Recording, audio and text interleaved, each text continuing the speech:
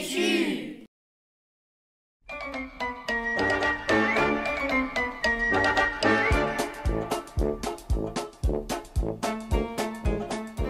Amis et amis cinéphiles, bonjour. Voici votre chronique du mercredi 16 juillet 2024, présentée et préparée par Gisèle et Annick.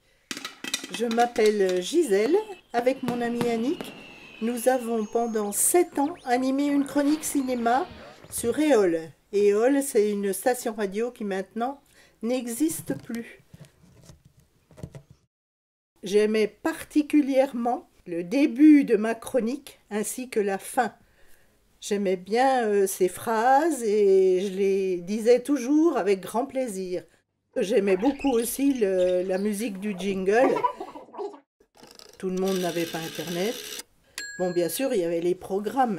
Mais bon, pour les petits villages à l'extérieur, ils venaient pas forcément chez les commerçants de Saulieu. Donc c'est pour ça qu'on avait fait une chronique. Et c'était des renseignements précieux pour tous les petits villages alentours et même pour Saulieu. Voilà, votre chronique est terminée. Rendez-vous mercredi prochain pour les actualités cinématographiques de la semaine. Et en attendant, éteignez vos télés et allez au ciné. Au cinéma Étoile de Saulieu, bien sûr. J'ai décidé d'apprendre un métier manuel. Alors je me suis dirigé vers la cuisine. Après, je n'ai jamais quitté. Jusqu'à la retraite, j'ai été cuisinier. Puisqu'on est à Saulieu, 4 ans à l'hôtel de la Poste. Et puis là, j'avais comme spécialité, c'était rôtisseur. Et je travaillais devant les clients. Ça fait que les gens, ils voyaient rôtir leur poulet. Quand ils demandaient une grillade, un steak avec la cuisson bien précise, il ne fallait pas trop se tromper là. Sinon, ça revenait au départ. C'était comme ça.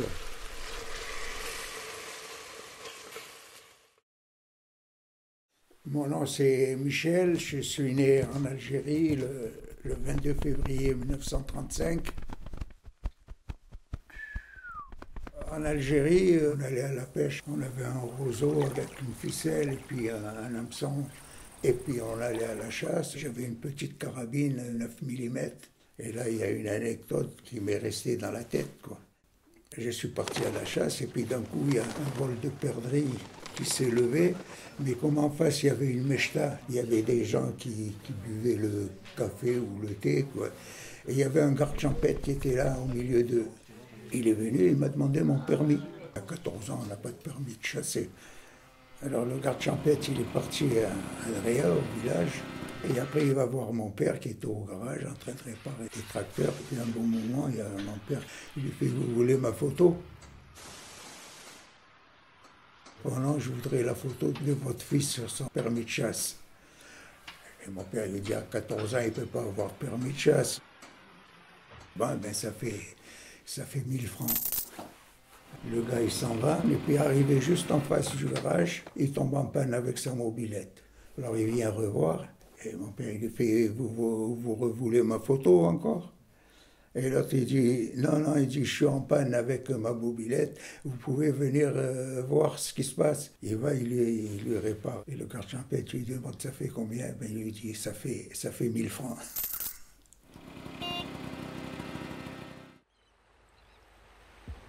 Vous savez, il y a différentes sortes d'amour.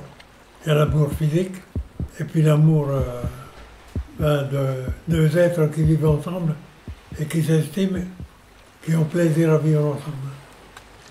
Lorsque je me suis retrouvé tout seul, après une vie commune, alors je vais vous avouer, sans honte, j'ai pleuré, je n'arrêtais pas de pleurer, je ne mangeais plus.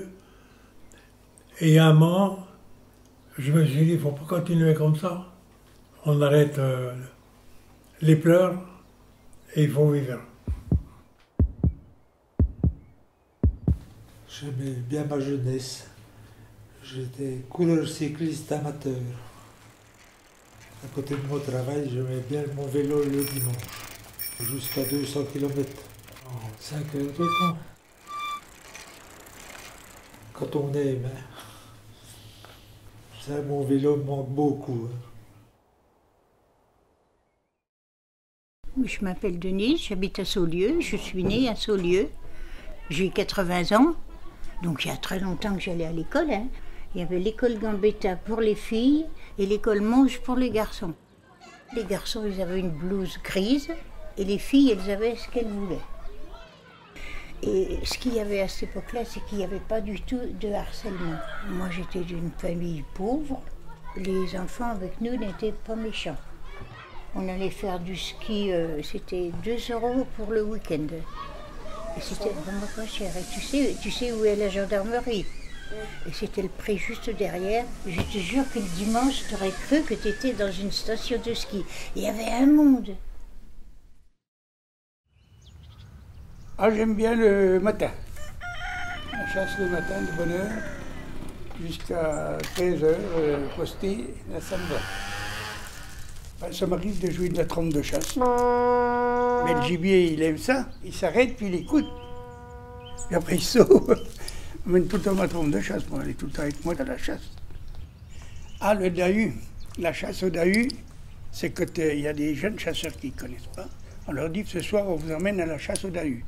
Alors, on amène un sac et on lui dit, tu vas te mettre posté là, tu ne bouges pas. Et quand tu entends le dahu qui arrive, tu mets le sac. Et puis nous, on tape, on fait du bruit, et puis on le laisse, pendant des heures attendre. Puis il n'a jamais vu le dahu, quoi. C'est ça la chasse au dahu. La partie de chasse va bientôt être terminée. Alors la fin de chasse, c'est...